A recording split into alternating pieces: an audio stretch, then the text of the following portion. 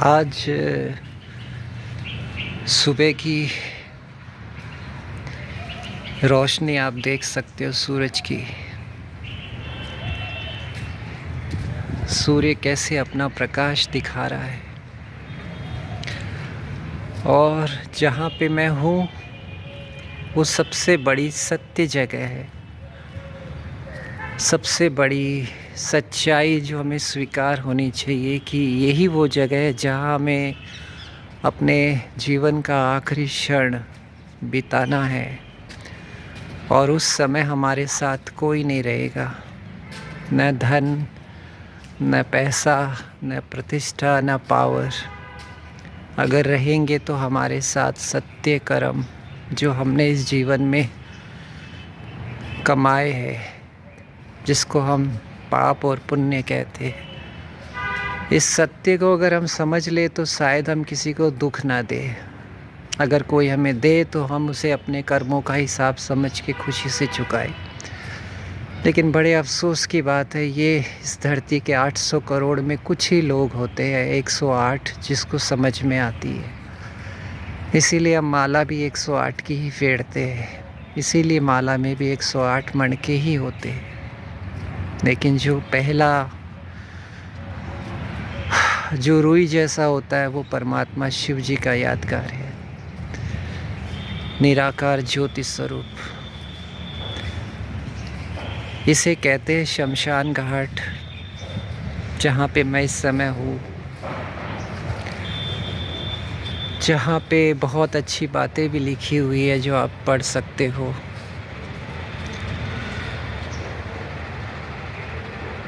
जहाँ जिसका दाना रहता है समय उसे वहाँ बुलाता है। कोई किसी का दिया नहीं खाता है, हर व्यक्ति अपने कर्मों का खाता है। नसीब कर्म कहते हैं।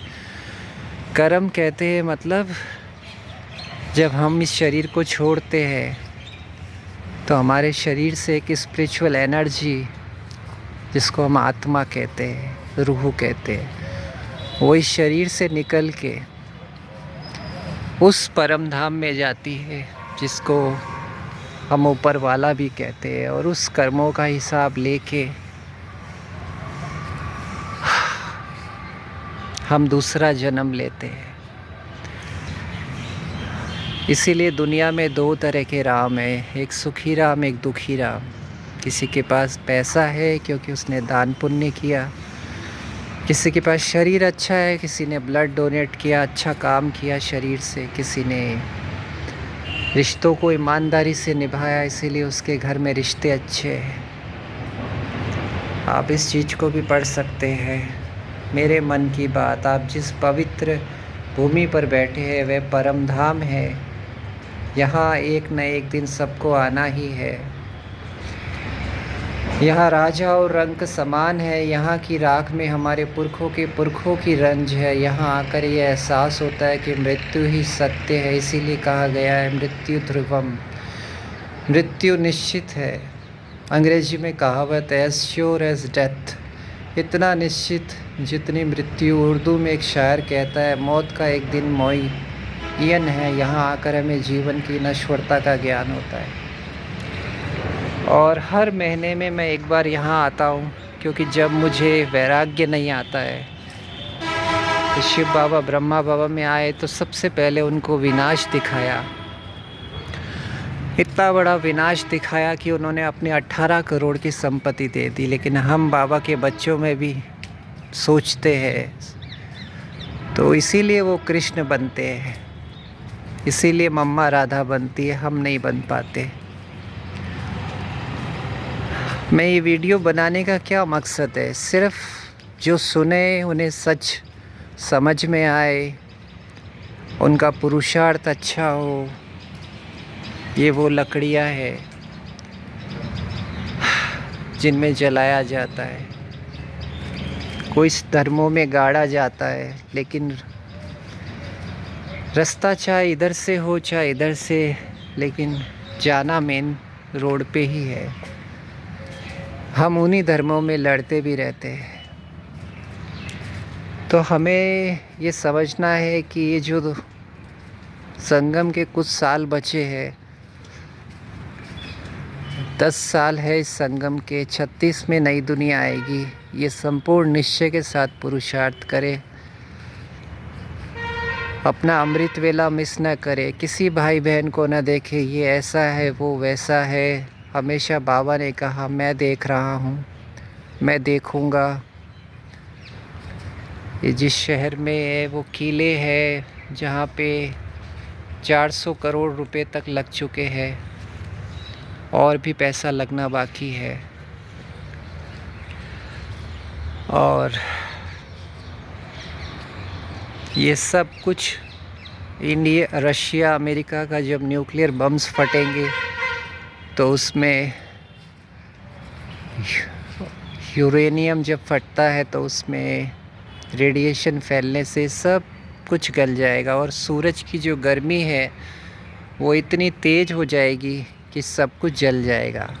और जिस शहर में आप लोग रहते हो, चाहे माउंट आबू, चाहे दिल्ली, चाहे गुजरात, उस शहर में कितने सिलेंडर है, एक शहर में भी कितने सिलेंडर्स होते हैं, अगर वो भी फटते हैं तो पूरे शहर की क्या हालत होगी। आप एक बार सोच के देखिए, आपके अपने आपके सामने चले जाएंगे।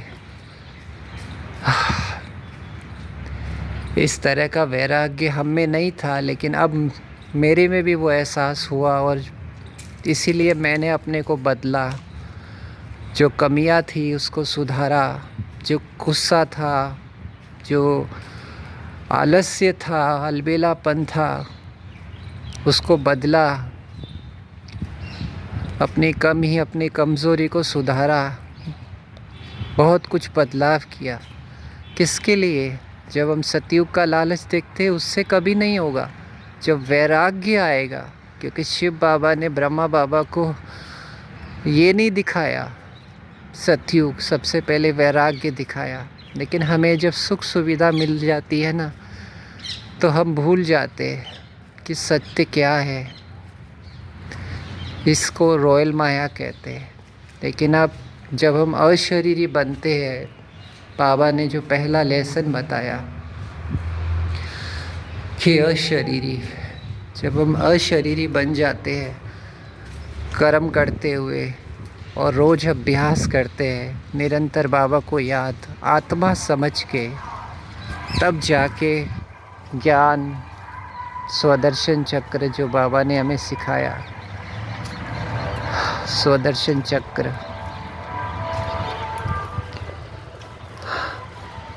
उस सोमान में टिकते कि हम ये बनेंगे तो मन से देखते, तब हम अपने लक्ष्य की तरफ बढ़ते।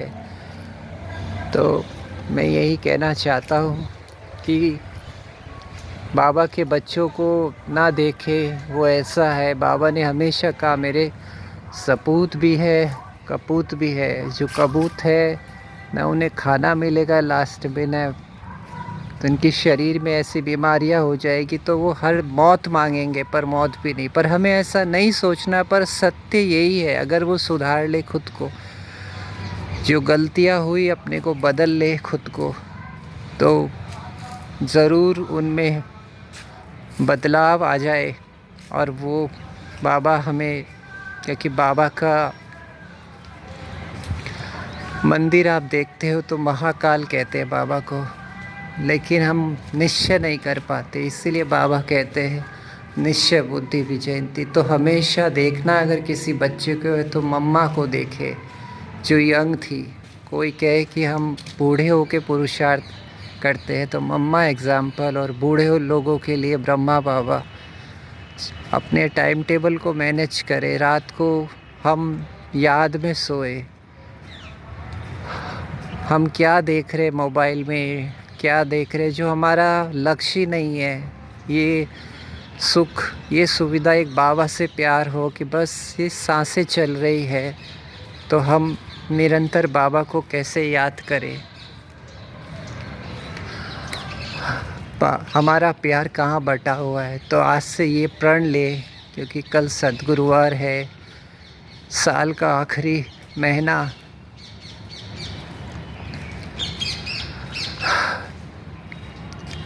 साल का आखिरी महीना,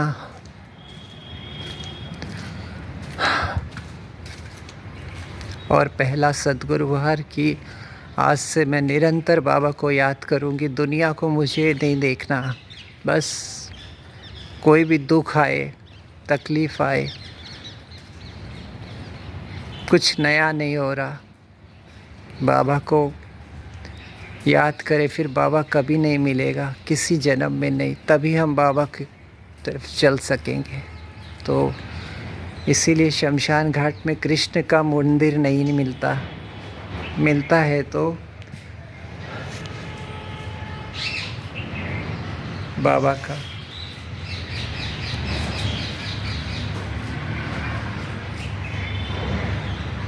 जो आप देख सकते हो।